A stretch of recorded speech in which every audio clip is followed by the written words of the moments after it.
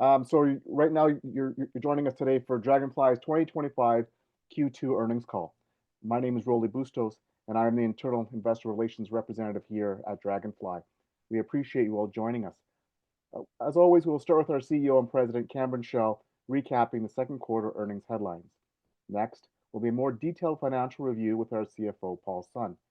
We will then conclude by addressing the pre-submitted questions that we've received. As always, we are welcome to reach out to me directly at investor.relations@draganfly.com. I remind everyone that this presentation may include forward-looking information and statements. These statements are not guarantees of future performance or financial results, and undue reliance should not be placed on them. Any future events or financial results may differ from what might be discussed here. The company's results and statements are accurate as of today, August the 11th, 2025. We're under no obligation to update or renew these statements outside of material press release disclosure going forward. The full forward-looking disclaimer can be found on page 2 of this presentation. So Cam, if you're ready, please go ahead. Great. Thanks, Rolly. Appreciate that, everybody. Terribly sorry for the delay and appreciate your patience and consideration. We're pleased to be hosting our 2025 Q2 earnings call. And just to start off with a couple of highlights. So our revenue for Q2 was $2.155255 million. This represents a Q over Q, that is a bit of a typo there. It's a Q over Q 37% increase and a 22% year over year increase. Our product sales were $1.9 million last quarter, and our provision of services was $213,000. We had $504,000 of gross profit, which is a 9.3% increase year over year, and we had a gross margin of about 24%. Our current cash balance as of the end of Q2 was just over $22 million. That's as of June 30th. But due to a subsequent financing, our cash balance currently is approximately $68 million. This has been a busy Q for us, and there's been a lot of activity in the subsequent Q in the drone world. And you can see probably by the level of activity leading into the current Q we're in, based on the last Q, the amount of work that we've done is reflective of what is actually unfolding in the drone industry. So a couple of highlights, or a number of highlights. First of all, there is that our Commander 3XL plus Drops, which is a payload provider that we work with, which is a smart payload system, achieved a 100% success rate at the U.S. Army CEMEX 25 event. This is an incredible achievement, both on the part of our partner, Drops, the integration work that we've done, and the actual rigidity and ruggedness of the Commander 3XL to be able to provide this incredibly rigorous result from CEMEX 25. So really, really proud of our product teams and our partnership teams, how they pulled this off and the coverage that we're getting within the DoD. Draganfly also announced in Q2 the closing of a $13.75 million public offering, which again has really bolstered that balance sheet for us. And the market has responded relatively well. The Canadian, along with the Europeans, increased significant budgets for the modernization of their defense forces and increased spending for NATO. Now, in particular for Draganfly, this is important because we do have such strong Canadian roots and are the only native drone manufacturer in Canada. And so what that enables us is that there's really only two manufacturers in Canada. One is actually owned by a US company, and then of course there's us, and we've been around for 27 years now. We have strong roots into law enforcement and into the Defense Department up here, and are very well positioned for that incredible increase in spending and budget and nationalization that's happening in Canada. So we do think we're very uniquely positioned in that regard. Now, Draganfly was also selected for a US Southern Border drone pilot program. And this is in Cochise County with the Cochise County Sheriff's Department, which is a renowned border sheriff's department, probably the pinnacle of sheriff's department as it relates to border management. It's been visited by both President Trump and Vice President Vance and the governor, etc.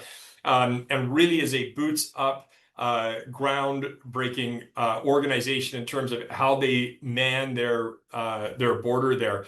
So the biggest challenge that they've got actually is incorporating drones with their existing camera systems and AI.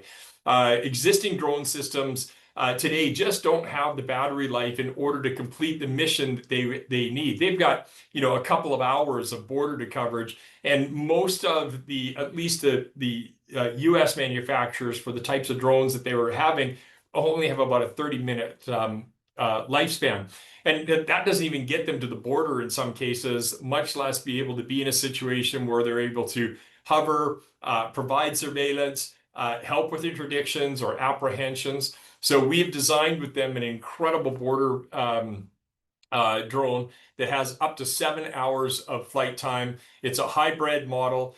It has all the features of what a fixed-wing aircraft could do, so hours and hours of ISR surveillance type of capabilities, but also heavy payload capabilities. So it can carry over 100 pounds into an area that's required to either deliver medical equipment, provide supplies for the folks on the ground, help with interdictions, hover over suspects, trail suspects. It ties into the AI system that they've got designed in Cochise County, as well as it provides point-to-point communications.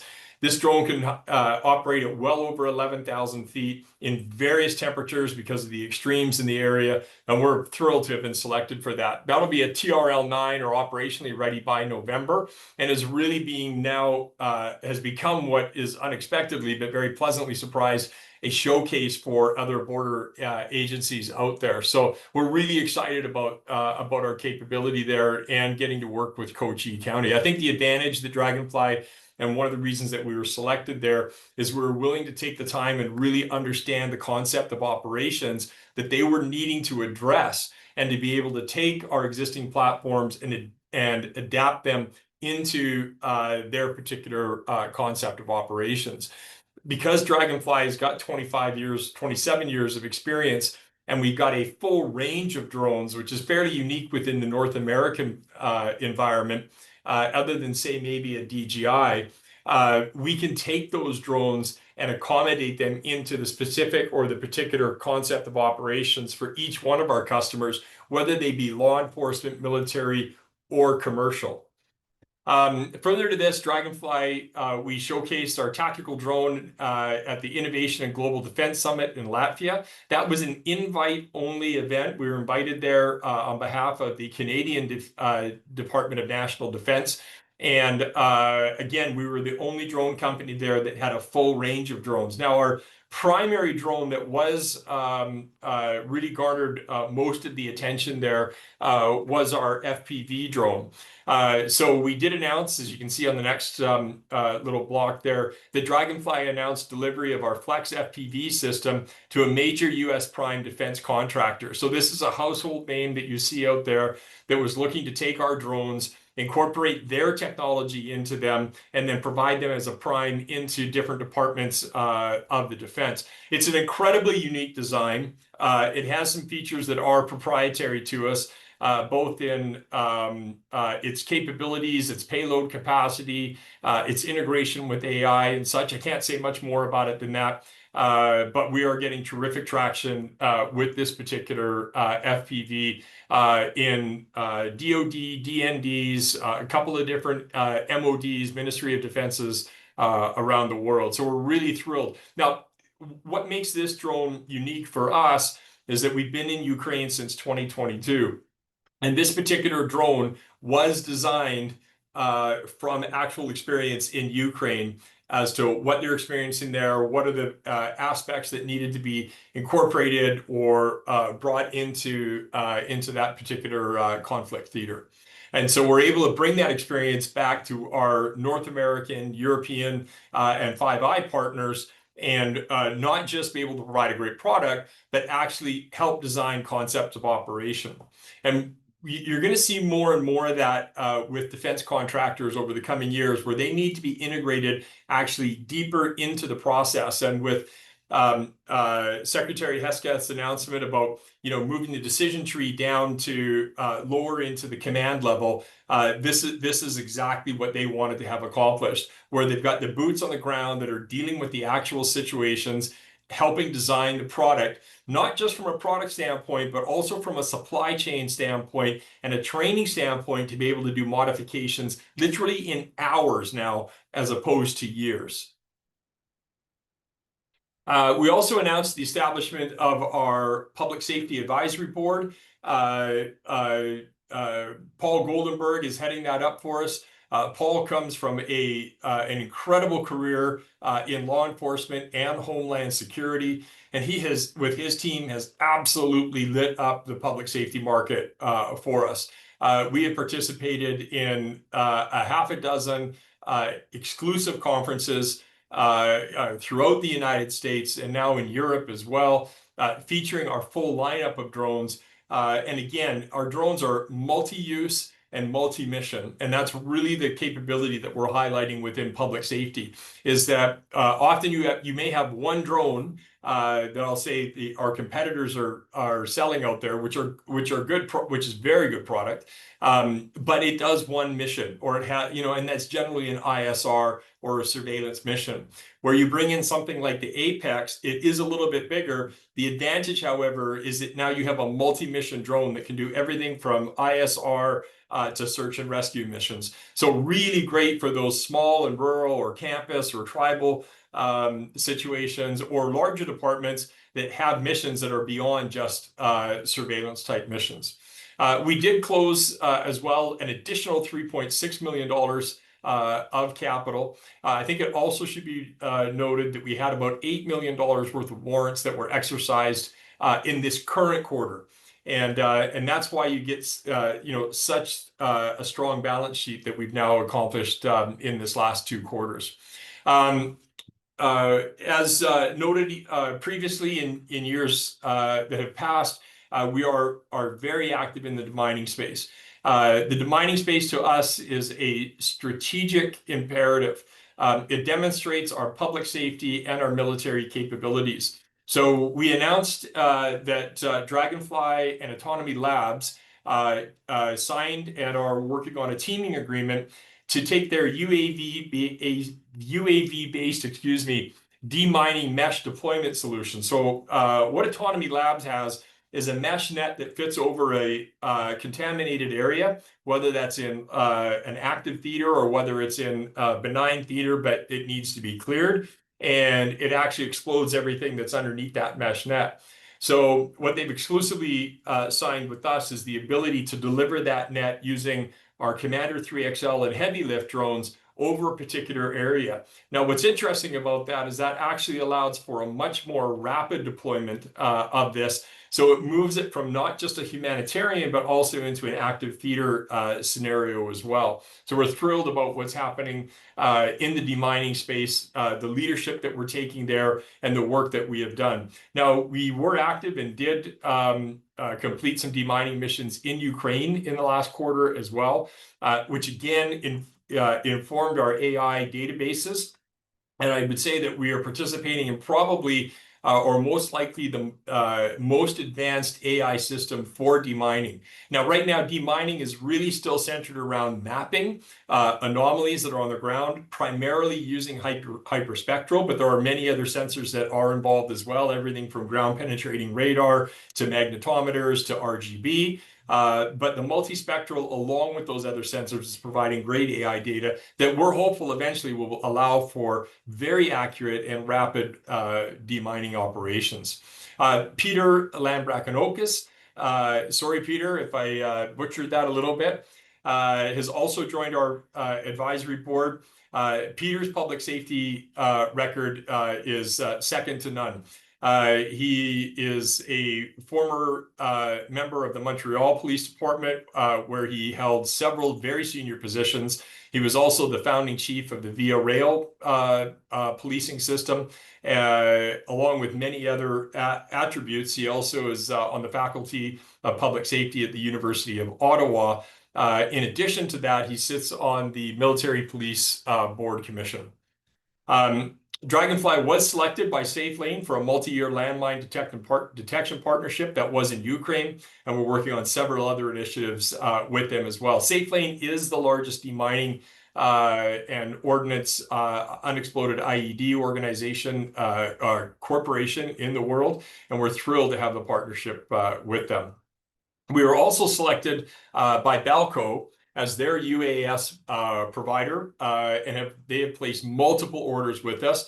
Balco is the manufacturer of an incredible LiDAR system, and we have been able to work a fantastic partnership with them, whereby they have moved some of their systems that before had to be used on helicopters can now be used on our drones. And they're meeting with great success because of the fantastic work that our team and they have done together in terms of being able to be providing a fast, rapid, and inexpensive, comparatively, solution to what was available before.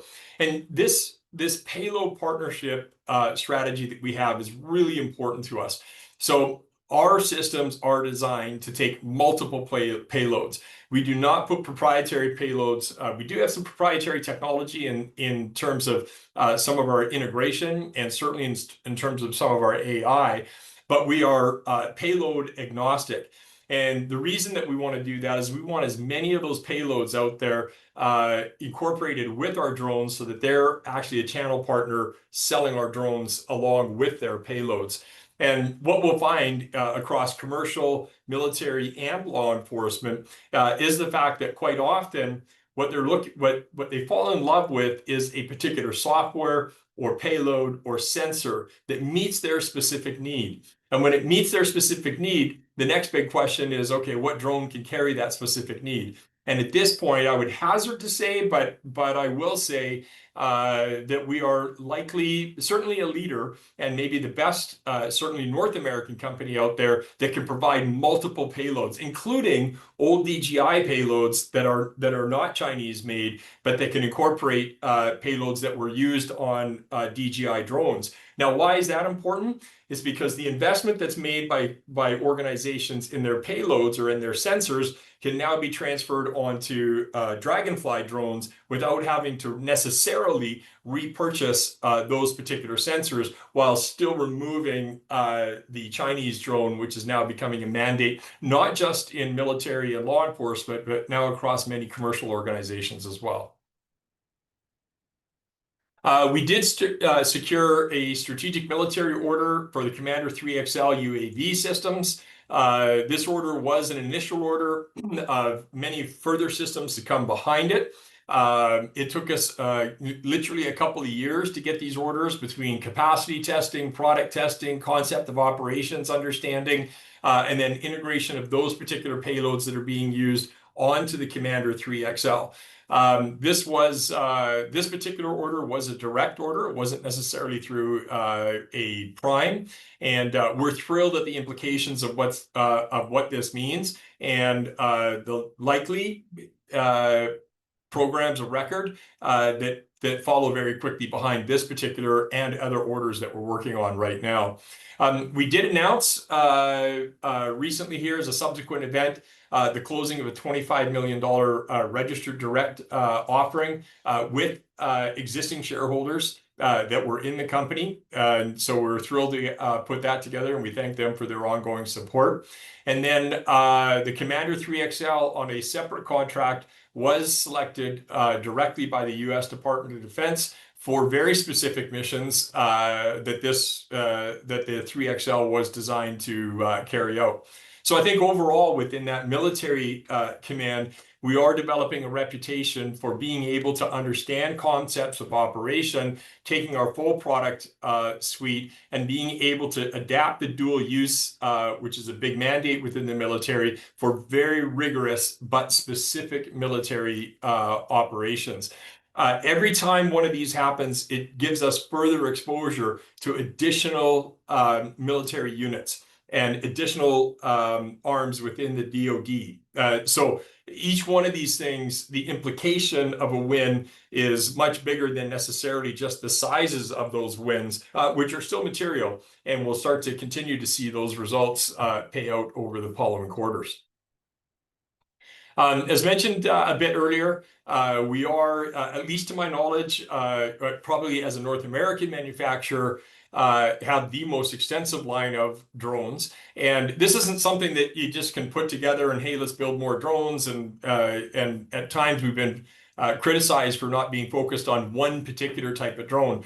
But it is important to keep in mind that we have 27 years of history. And so you've got platforms that have been developed over a much longer period of time with much more airtime and testing than, say, many of the even longer or long-standing drone companies in North America that are maybe 7 or 8 years old. And so a function of that legacy is really important to us, and it's something that I continue to highlight.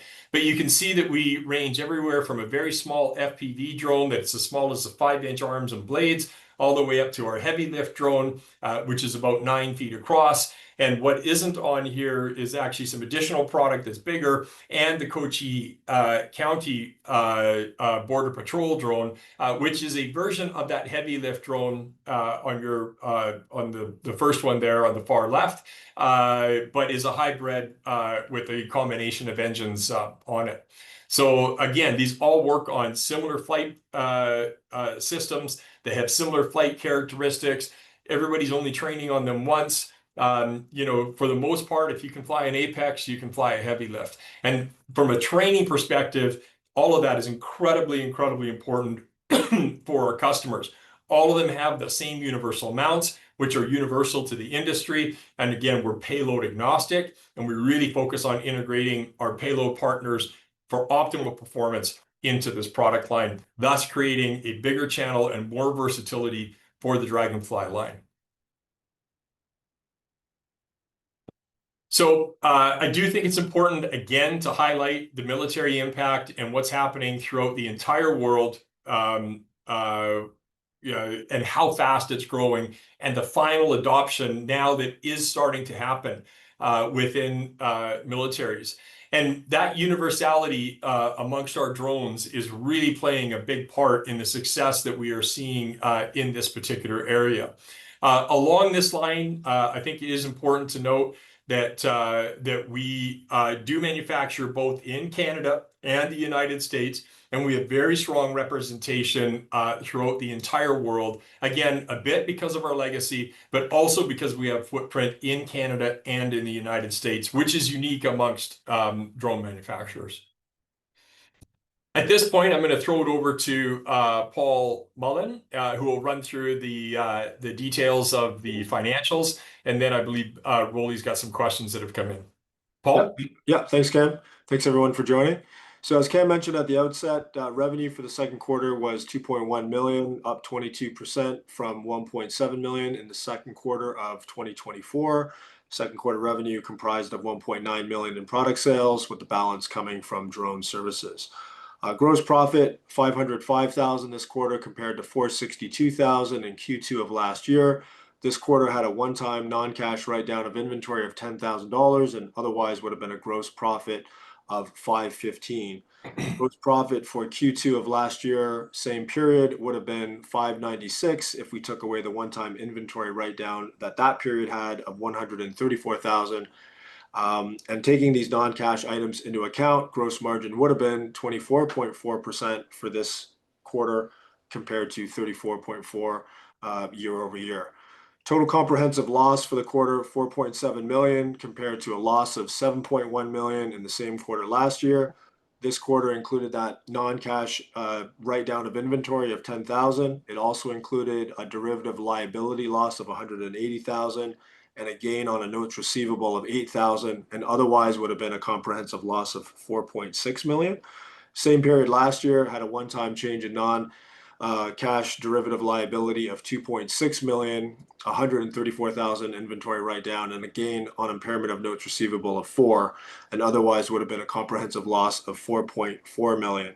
So the slight increase in loss is due to higher office and miscellaneous costs, wage costs, and share-based payments offset by professional fees. Cam, if you can just go to the next slide there on the quarterly side. We just went through the year-over-year changes, so here we'll just go through the quarter-over-quarter changes between Q2 and Q1 of 2025.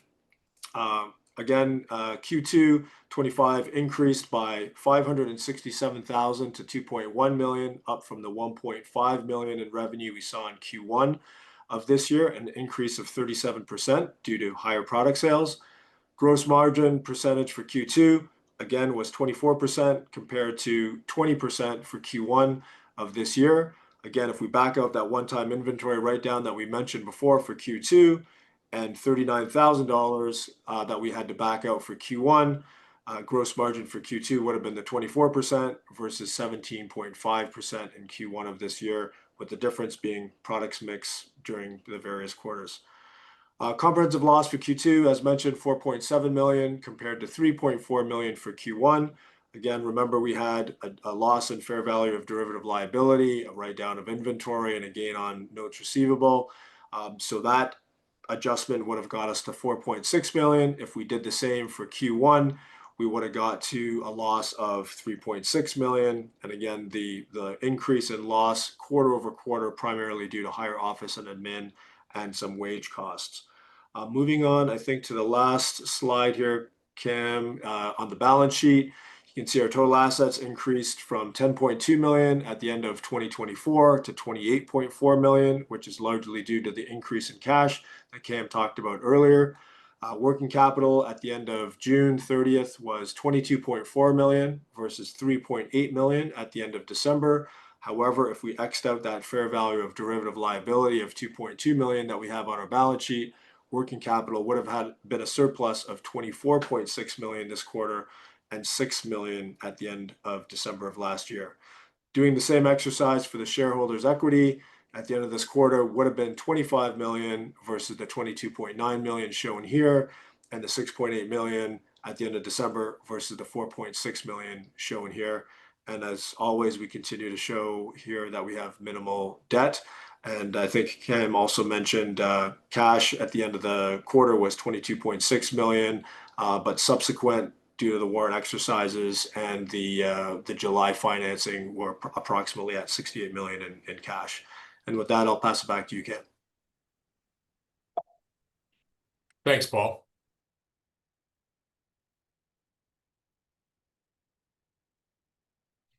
Pull this down. So on that note, I think if you take the overall comprehensive loss inclusive of derivative liabilities, what we'll see is that our revenues continue to increase pragmatically at this point, where we continue to manage costs and in fact are dropping our overall operating expense as a percentage. So I think it's also really important to note that none of these sales here represent the large outlier sales that we have been working on for a number of years and had built our capacity in order to facilitate.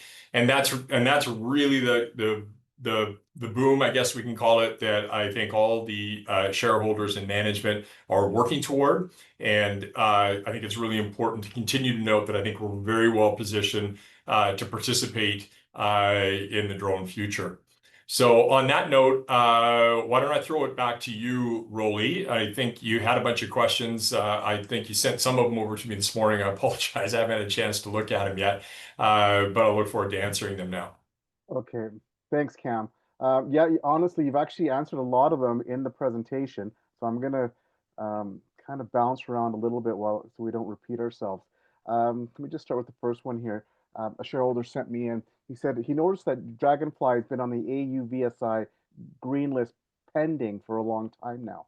Can you comment on this? And what, if anything, does the new drone memo by Secretary Hegseth mean for these classifications? For example, the green and blue lists.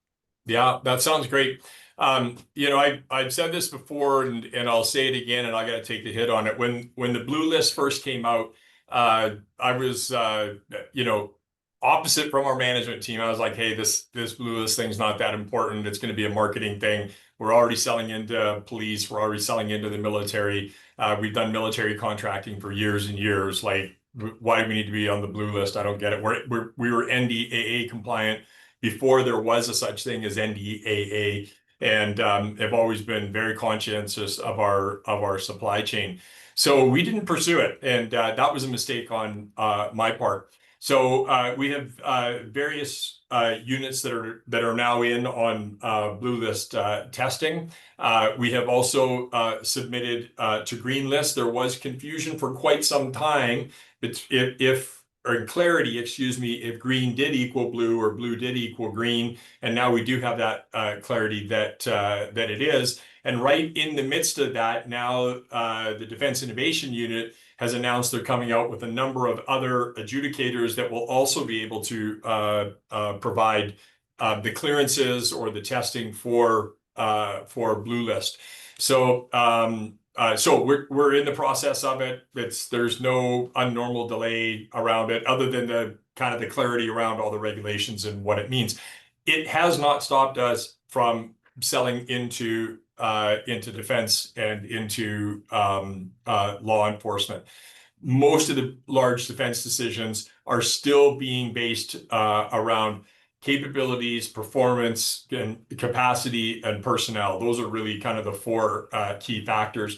And if you can demonstrate those, and in our case, we clearly can demonstrate and have been through audits and such, that our supply chain, all four of those factors meet the criteria and such. And so as these large orders come through, there are plenty of waivers available to the different departments and commanders within the DoD in order to get the waivers, because you do pass those tests. So it's certainly not that it's a priority to us. It's just that it hasn't prevented us at this point from any significant order or held us up in any particular way.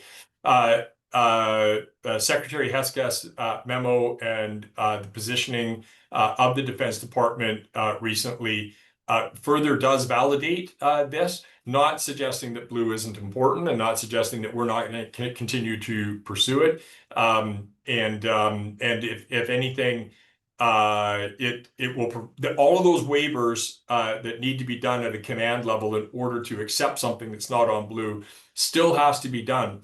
So if there are a number of other, which there are lots of startups, and hey, let's build drones, and a lot of people think it's easy. It isn't, and that process is not going to get easier. It's just that there's a mandate for the at a command level for people to go out and get what they need. And so it really plays well for somebody like Draganfly. Great. Thanks, Cam. I'm going to jump to the next one here. It seems that you now have a very healthy cash balance. What plans do you have for these funds? We're still very focused on organic growth. Capacity building is in place, fortunately, and thanks to our shareholders. And so we're going to be very pragmatic with our cash. We are scaling, in particular, our ability to iterate even quicker. So this is a key function within, in fact, not just military, but within police and commercial. Drones are a competitive advantage, but everybody's going to have them, which is great for Draganfly and the drone industry. But the differentiator will be how quickly can you iterate. So a lot of our focus is on that. That does bring up us taking a look at some M&A activity, and we do have some of that going on. However, it's not our focus, though there's some pretty cool and exciting things that could unfold in that direction. But again, we've managed to stay in business for 27 years because we don't make a lot of knee-jerk moves. And so it's also why we don't provide guidance. Other comparable companies out there have provided some really robust guidance. And from an order standpoint, I 100% believe their guidance. From an execution standpoint, it's very, very tough to scale in the way that they want with the types of products that the industry is demanding. So I basically, what it means is that we're going to be able to do what we say, and that our customers, which are very large customers, have a lot of confidence now in our balance sheet. So if ever before that was a question, them saying, hey, you're a small company, you're only like 60, 70 people, can you execute? You've only got a few $1 million on your balance sheet. Do we really want to make a bet on you? Right now, this is a big insurance policy for them. And that's the biggest impact. Not that we won't use it wisely, not that we won't use it to drive growth, but right now, proving that product up and ensuring that our customers have confidence in us, which is inclusive of a strong balance sheet, is really the most important thing. Great, thanks. That's very helpful. The next one is kind of just an extension to the capacity issue that you've been talking about. With hopeful, meaningful contracts coming, can you comment on how you're positioned in terms of production capacity to fill them? Are we able to scale quickly if need be? Yeah, there's a few aspects to this. So first of all, we built up our production capacity over the last couple of years, which was actually a requirement to even get to the point of being able to get the orders that we have coming in now. So now that we have the confidence and we've demonstrated the capability to build capacity in short periods of time and iterate in short periods of time in very specific but widely needed and used concepts of operation, we're very well positioned. We are also continuing to pursue additional contract manufacturing capability so that we can scale even more.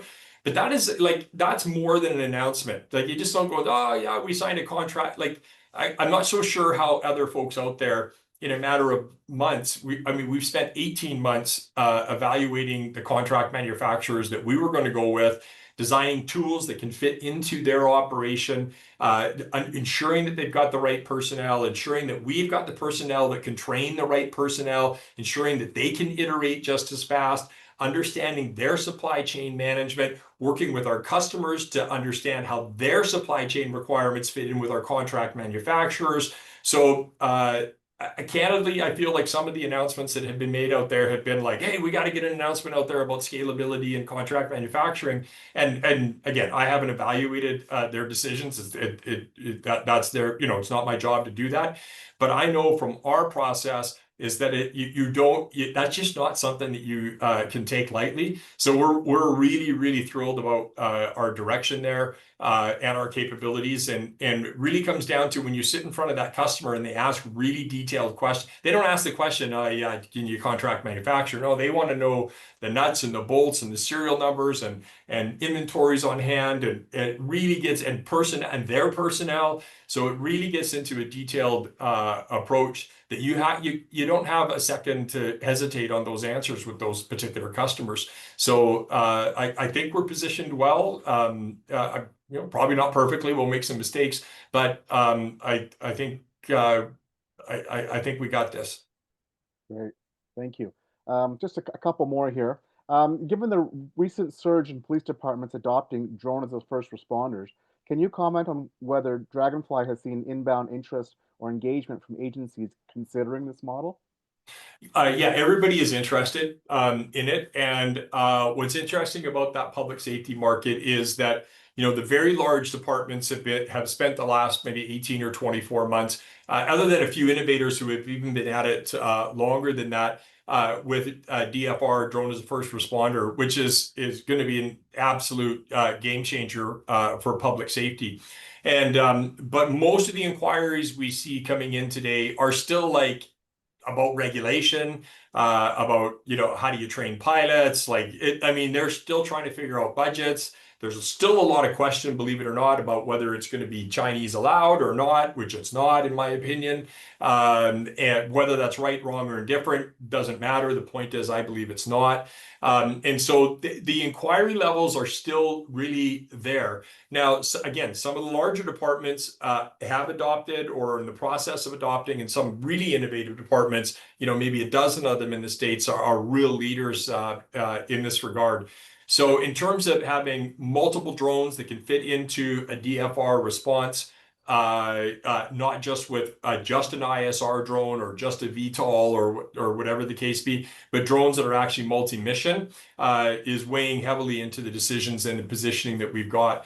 So in terms of the boxes, the response, the automation, that type of stuff, it's all stuff that's well within our capabilities. And we're very active in that space.